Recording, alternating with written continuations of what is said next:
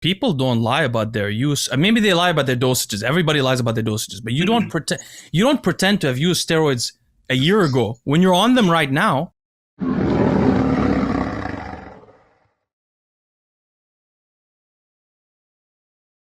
So the big question that I really want to ask you is, so basically I have a personal opinion, which is that I think that if you were using steroids, you would have defeated Todd Hutchings a while ago, and you would be potentially the best person in your weight class, which could remain the same weight. As you've mentioned before, Europeans know how to use steroids better than Americans. You could stay the same weight. You have a big mustache. I've always wanted to have this mustache, by the way. And this is related because that mustache speaks machismo. And I bet you your wife tries to get you to cut that mustache. Or maybe when she first met you, she probably does. You go against society's opinions on that, and you like strength and machismo. Why were you not interested in using testosterone? Naturally. Especially being someone that you say was not gifted with strength naturally. I mean, maybe you were, but you compare yourself to RVJ sometimes and say, I don't have those tools. But you could have some tools that you could use your mind more to differentiate yourself from your competition through adding more variables in your competition. What is it that stops you?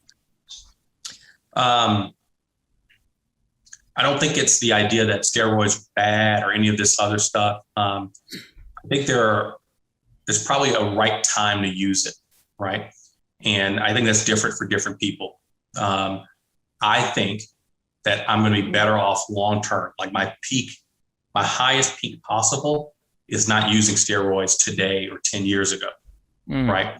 I think if I'd use steroids starting here, I get to this level. However, if I wait 10, 15 years and get to this level without it and then use steroids, right, I become something like stupid, right? So I think using steroids early, I think will pull forward gains that you could have had naturally, whereas waiting and attaining that highest level naturally, I think you become superhuman.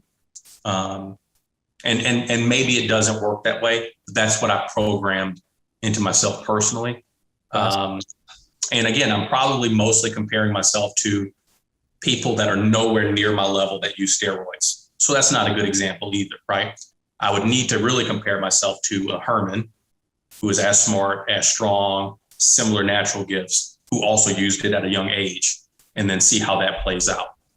I think there's this other idea that, let's say if I used them at 20, had a huge progression curve, went to the top of the world at 25, and now I have nowhere to go. Oh yeah, that's true. Arm wrestling potentially gets boring. It's your hobby after all. You need progression. Yeah. And that's the thing. So I think I have an infinite progression model by delaying this. That's very reasonable. As long as possible. So let's say I make it to 32. Let's say I make it to 40 or 45 before crossing the line, so to speak. Man, I've got another 15 years of fun, after crossing the line. I should caveat one thing. I really agree with your methodology, your thinking process. There's one thing though. Steroids work much better when someone is in their early 20s. You've seen what happened to Levon, for example. That can't happen to a 40-year-old.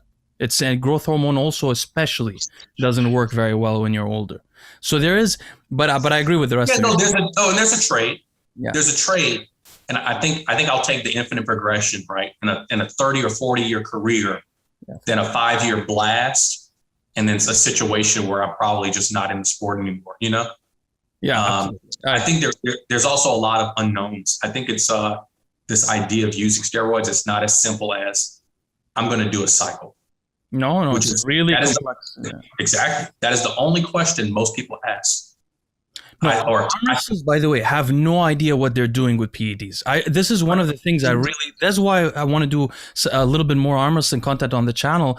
I wish that we could teach arm wrestlers how to use PEDs, and also they're using very limited PEDs. There are far more PEDs that could be used. I think the Russians are using some of them, but not all of them. There are nerve growth factors. There are opioid receptor upregulators. There are tons of things that could be used. And in America, they use them like bodybuilders do. I think they actually take advice from bodybuilders. Of course. But, and they don't plan ahead. So, for example, you mentioned before that if you start a cycle, you're going to be on one for the rest of your life. That doesn't necessarily need to be the case. So, for example, most people who use steroids decide to shut off signal to their testicles while on steroids. They say, I'm going to go on steroids, then I'm going to do a PCT. Well, PCTs don't work. That doesn't work, and you're going to feel horrible afterwards, and you're going to go back on another cycle. You could avoid this by replacing the signal from your brain to your testicles on cycle so that your gonads never stop working. Only your brain stops working. That's much easier, your pituitary and your hypothalamus. It's much easier to restart signaling there than to wake up dead gonads. In fact, you can't wake up by using some. So your hypothalamus produces a signal to your pituitary, and your pituitary, there's something called the HPG axis. Your pituitary produces luteinizing hormone and follicle stimulating hormone. These two hormones are sent to your gonads to produce testosterone and to proliferate and differentiate sperm. So luteinizing hormone and follicle stimulating hormone you can simply replace. So you can replace it because what happens when you go on a steroid cycle is your hypothalamus has receptors for a negative feedback signal for the production of gonadotropin releasing hormone. So when you're on cycle, you're going to have these negative feedback signals. They include androgens. People think they're usually just estrogen, but they're androgens, estrogen, they're even opioid receptors, all kinds of things there. So when you get this negative feedback, if you just replace that signal, at least the gonads are working throughout the cycle. It's far easier to stop a cycle if you do that. But most people ignore this. There's so many other things to consider. If you ever, correct, and that's one of my things is I know it's complicated, and I haven't done the research, and I'm not ready to do the research. And even if you dumped all the research onto me and you said, "Hey, here's your regimen. Do this at this time. Do this every day." I am not. Yeah, exactly. I need to know what it is. But even if you could download it onto me, right? I have to be in a situation where I'm ready to do all of those steps. Every day or every other day or 3 times a day, or do this. This is not that simple. It's not so simple as I'll miss that dose and I'll just catch it up later. I think this is all very serious, and so I'm just not in a place to even consider that I want to do it, let alone research the next steps. What does it feel like to almost? What does it feel like to lose to Todd Hutchings barely? And know that's like a 5% loss. And or the even better question, I think it may have been posed to me or I posed myself, is what does it feel like to know that you could be that guy? Yeah, that's what I'm saying. You literally could be that guy. Not only there's a progression with steroids, also it lifts up your top ceiling, but there's an immediate effect as well. It takes 3 months, and you could be that guy in 3 months. I mean, it's a crazy thought. Comes back down to drivers, right? I think if I was still that achievement-driven 5th grader, win at all costs, flip every switch possible. But principles, right? And it's not necessarily like principles in terms of like moral right and wrongs. It's just there's a principled stance that, like, if I'm going to do it, this is how it has to be done. You do it for yourself, not for society as well. Correct, but it's also like it has to be done the right way. And I'm not ready to do it the right way in terms of research, actions taken, and that sort of thing. How do you feel about people lying about their gear use in arm wrestling? In particular, I didn't even know this happened. I knew that people didn't like to talk about it, especially at the WAF, which, by the way, I find shameful that people get caught at the WAF. Like one of my friends I think Trubin got caught once as well.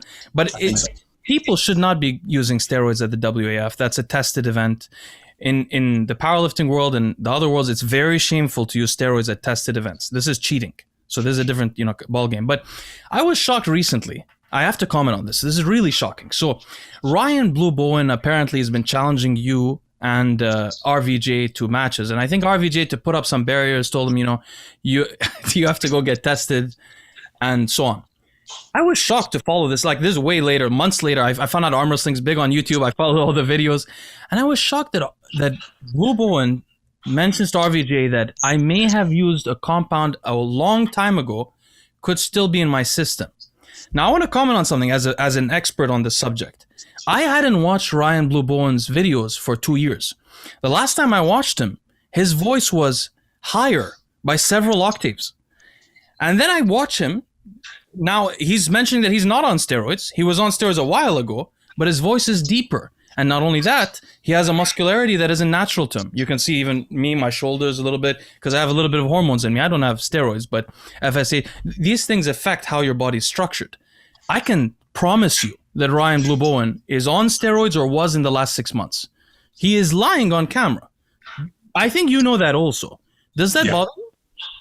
Yeah, I think that's about as worse as you can get, right? Yeah. That's got to be like that's like the 8th deadly sin, right? Yeah. Lying about being natural. It is. And I think the thing that made it worse, right, was especially now you can go back and watch the videos. You can see when he changed, and it's not the musculature, it's the attitude.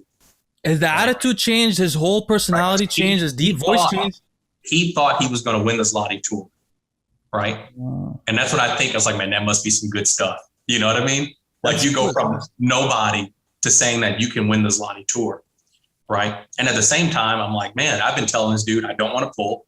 I'm injured.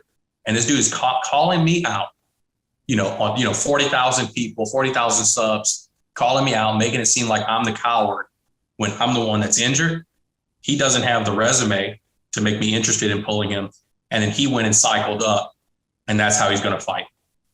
So, and I don't mind other people using steroids, but I mean, don't come pick on an injured natural guy who already told you there's other things going on. Well, in the world, like a lot of my listeners are bodybuilders and powerlifters. We don't like that crap. People don't lie about their use. Maybe they lie about their dosages. Everybody lies about their dosages, but you don't pretend. You don't pretend to have used steroids a year ago. When you're on them right now on camera, your voice is deep. It doesn't stay deep, by the way. I went off steroids for 2 years. My voice turned into a girl's voice. It goes back to normal. Then the musculature never went back to normal. Nothing went back to normal. I could almost bet my savings that he's on steroids right now. Anyway, it really bothered me because I feel like a lot of the antagonism towards steroid use comes from these kind of people. And they should be called out. It should be mentioned. As someone who's an expert on pharmacology, I can say that guy is using stuff and lying to his audience and so on. But I guess it makes for good content, because there's this interesting series called the about Ryan Blue Bowen. It's called, I forgot what it's called, but it's about him. Delusional Ryan Bowen. Yeah, it's so funny. It's a wonderful series. Okay, so that's another thing with Ryan and social media in general, is that maybe it pays to lie and misrepresent and say crazy stuff, because it'll get people talking and you'll get more views. So that, this is a weird time that we're in. No, actually, he's growing very slowly. I mean, his channel, look, my channel's a year old. I'm as big as his channel. His channel's growing extremely slowly. I think mainly because look at Voice of Armwrestling by comparison. I mean, they're growing much faster. The audience respects honesty, and they can see it when it's there,